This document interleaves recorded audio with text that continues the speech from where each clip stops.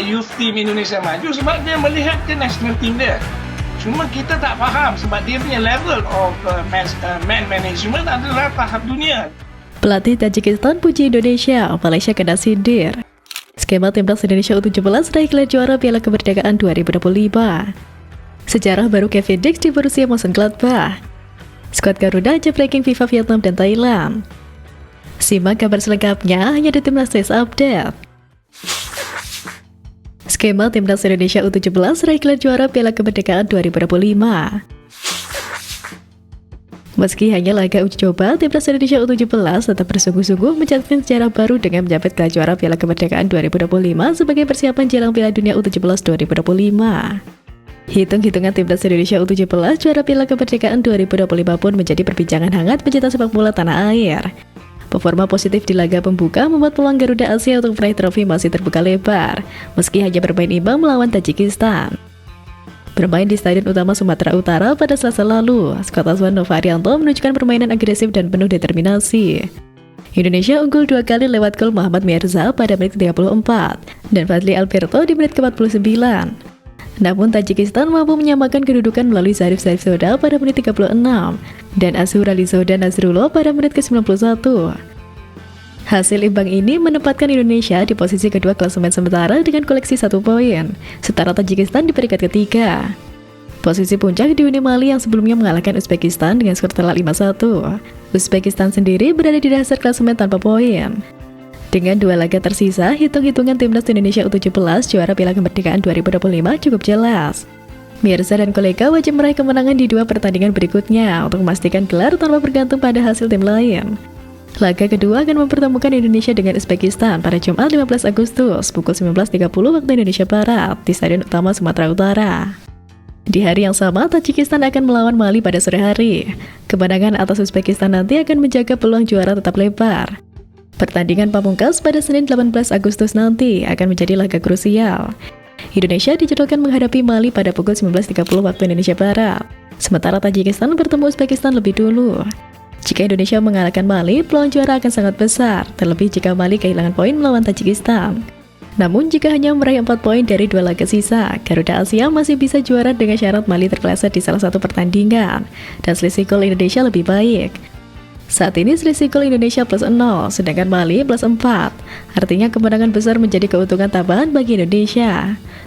Meski peluang juara terbuka, pelatih Nova Arianto menegaskan tujuan utama turnamen ini bukan semata meraih trofi.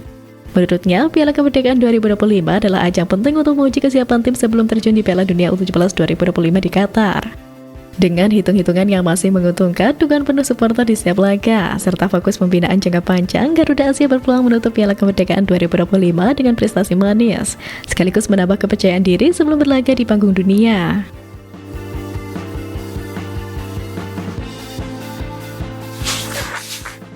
Pelatih Tajikistan puji Indonesia, Malaysia kena sindir.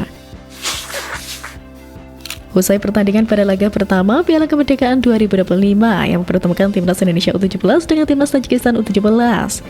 Secara tak terduga, pelatih timnas Tajikistan U17, Sergei Cekodaev, memberikan pujian untuk fasilitas Stadion Utama Sumatera Utara.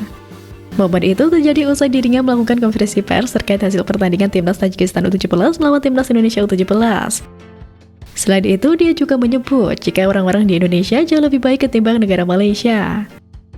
Indonesia adalah nomor 1 dari Malaysia. Terima kasih. Saya tahu karena saya pernah bekerja di Malaysia. Saya juga bekerja di beberapa negara, tapi Indonesia adalah nomor 1, ucap Sergei.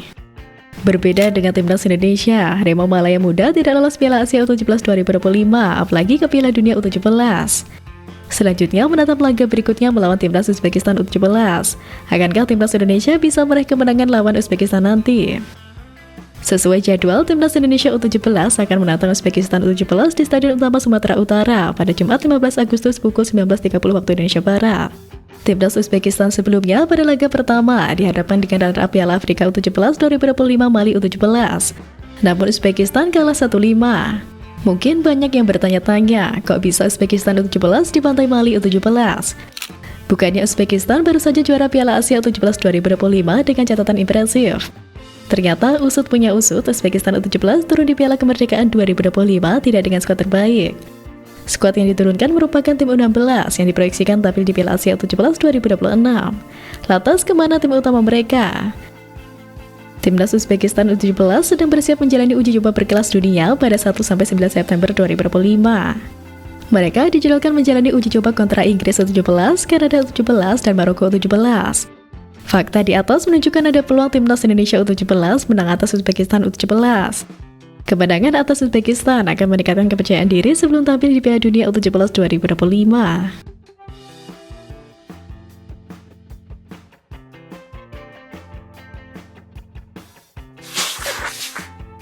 Sejarah baru Kevin Dix di Borussia Mönchengladbach. Beralih ke tim senior, salah satu penggawa timnas Indonesia Kevin Dix menorehkan prestasi di klub barunya di Bundesliga Borussia Mönchengladbach. Dix resmi terpilih sebagai anggota Mensafrat Borussia Mönchengladbach untuk musim 2025-2026. Mönchengladbach mengumumkan restrukturasi kepemimpinan tim, dengan penyerang tim Klein Diens ditunjuk sebagai kapten baru dan gelandang Rocco Greit sebagai wakilnya. Kevin Dix bersama Philip Sander dan Nico Elvedi melengkapi dewan tim.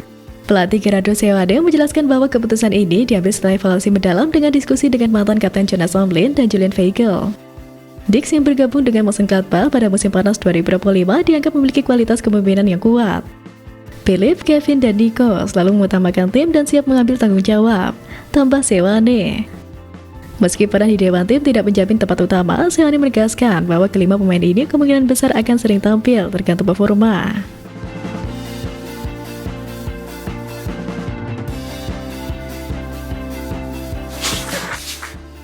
Skuad Garuda ancam ranking FIFA Vietnam dan Thailand. Mungkin banyak yang tidak menyangka timnas Indonesia kini mampu bertarung ketat dengan tim-tim kuat di Asia saat ini. Di skala Asia Tenggara saja, Indonesia kini mulai menunjukkan dominasinya. Setelah berhasil menjadi satu-satunya wakil ASEAN yang lolos fase keempat kualifikasi Piala Dunia 2026. Saat ini saja timnas Indonesia menempati peringkat 118 dunia. Setelah sebelumnya berada di peringkat 123. Tentunya ini menunjukkan perkembangan yang sangat pesat bagi skuad Garuda saat ini. Bukan tak mungkin Indonesia akan menyaingi para rival mereka di Asia Tenggara, Vietnam dan Thailand. Thailand baru-baru ini turun satu posisi dari peringkat 102 ke 103 dunia dengan 1222 angka. Skuad Gajah Perang julukan timnas Thailand turun satu anak tangga karena disalip wakil Afrika Tanzania. Lalu bagaimana dengan Vietnam? Skuad asuhan Kim Sa-sik ini menempati posisi 113 dunia dengan 1169,92 poin. Vietnam hanya unggul sekira 15 poin atas timnas Indonesia dengan 1154,55 poin. Timnas Indonesia, Vietnam, dan Thailand sama-sama melakukan pertandingan uji coba pada September 2025. Namun peluang timnas Indonesia lebih besar ketimbang dua negara lain sangat besar.